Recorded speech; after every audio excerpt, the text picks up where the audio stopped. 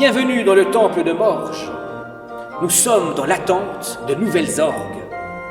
Durant leur construction, la manufacture Arendt a mis à notre disposition un petit orgue de concert.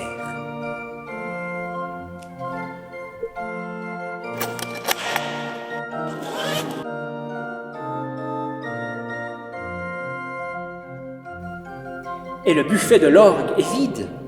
Cela fait tout drôle.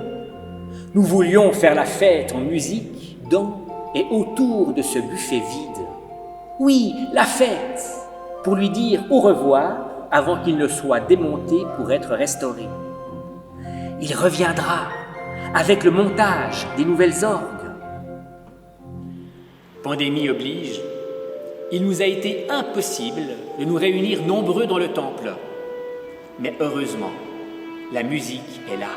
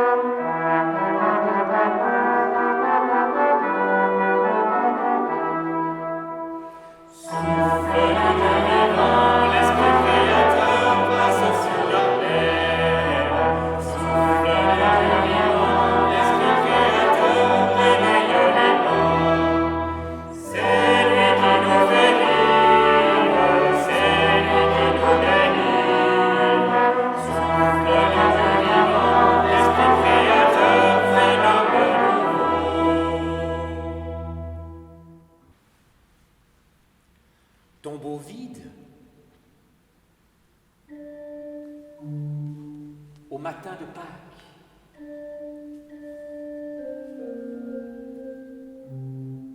Faire face à l'absence. Pas à pas, découvrir la présence différente du Christ vivant.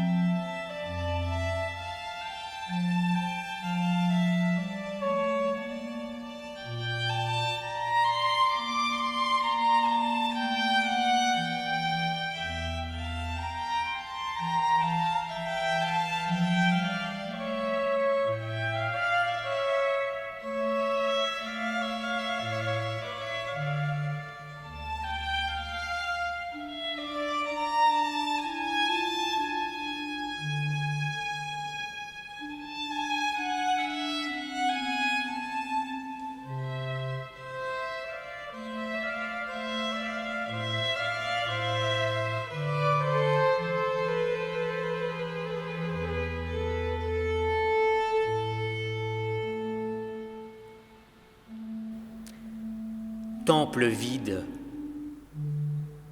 Dans un effort commun pour enrayer la propagation du coronavirus, le temple a dû être fermé au public durant 2 mois. Ce virus qui s'attaque aux poumons de l'humanité et qui rend le souffle court. Le souffle de la musique, comme un flux divin, redonne de l'énergie face à la maladie et à la peur. La musique nous aide à vivre ensemble.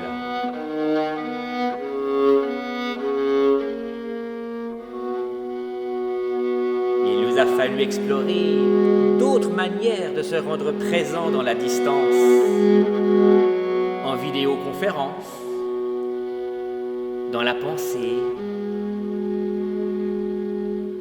dans la prière.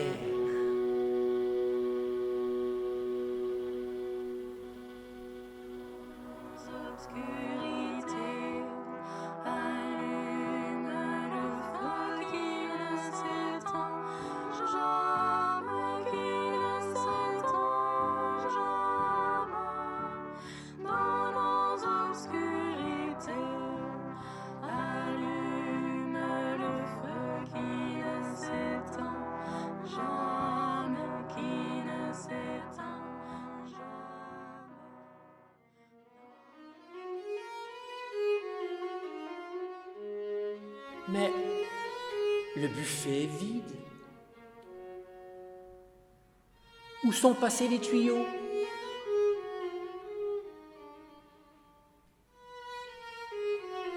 Comme une promesse, la musique est restée. Elle est présente.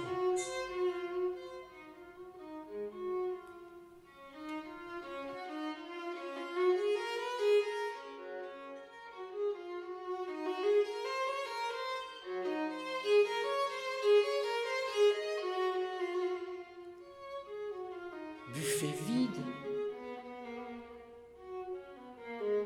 Ben oui, nous sommes dans l'attente de nouvelles orgues. Mais nous entendons déjà les timbres qui feront vibrer ce temple. Il y aura les jeux de trompettes, hautbois, violon, tout ce qui compose un orchestre.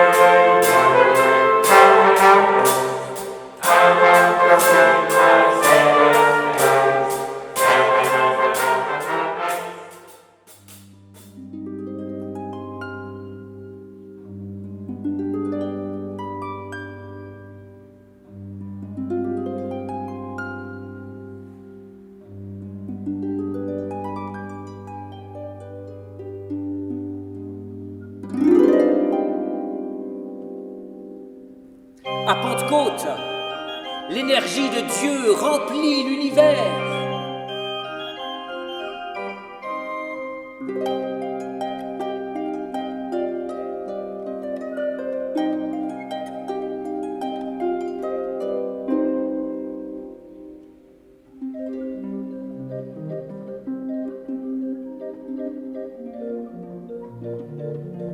l'Esprit de Dieu souffle. Le souffle de Dieu met en connexion et relie. Inspiration, expiration. La vie donnée par Dieu nous traverse et nous porte comme une présence paisible à recevoir et à partager.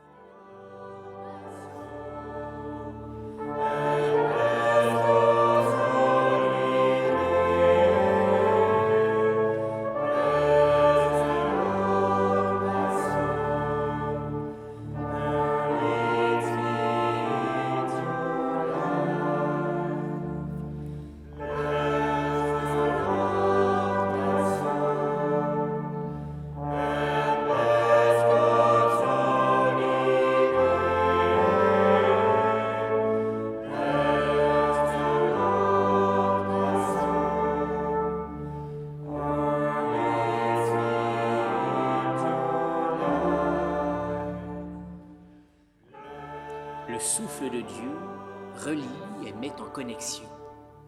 Comment cela se passe-t-il? C'est ce qu'a découvert Élie, un prophète de l'Ancien Testament.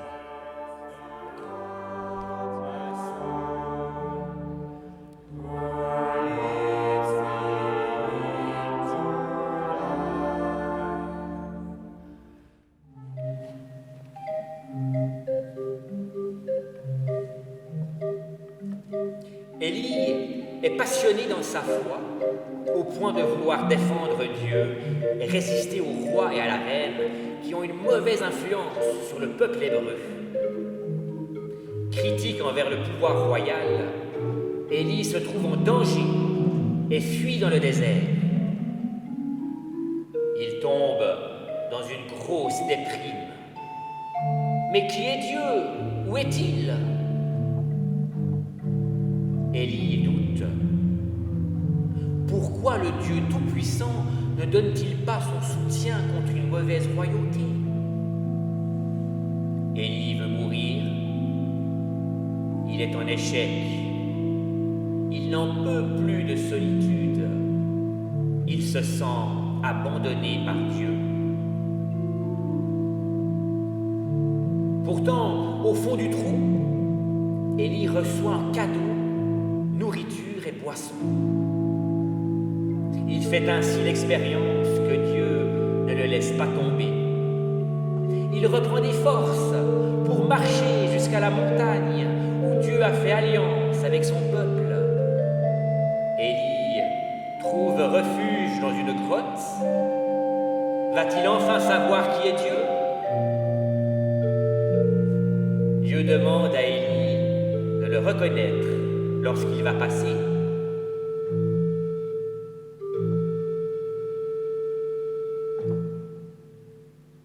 Un ouragan se lève avec des vents violents. Mais Dieu n'y est pas. Élie réalise que Dieu ne se réduit pas à la puissance de la nature. Et la terre se met à trembler. Mais Dieu n'y est pas. Élie découvre que Dieu est au-delà des catastrophes.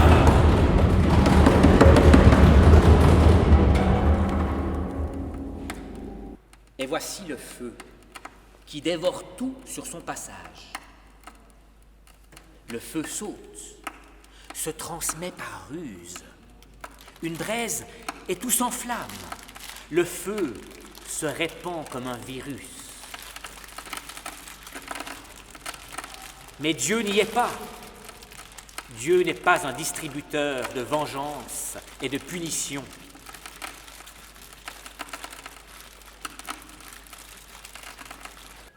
Élie fait l'expérience que la création est vivante et réactive. Parfois, la nature se déchaîne. Comme les humains, Élie fait partie de cette création avec ses élans, ses enthousiasmes, ses colères, ses déprimes, son courage retrouvé. La question demeure, qui est Dieu? Soudain, Élie perçoit le bruissement d'un souffle ténu.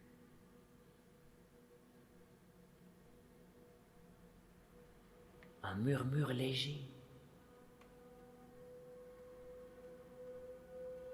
Un son subtil. Un calme. Comme la voix du silence.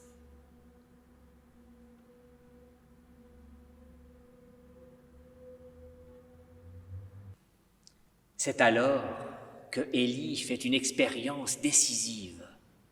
Ce n'est pas dans la puissance que Dieu se révèle.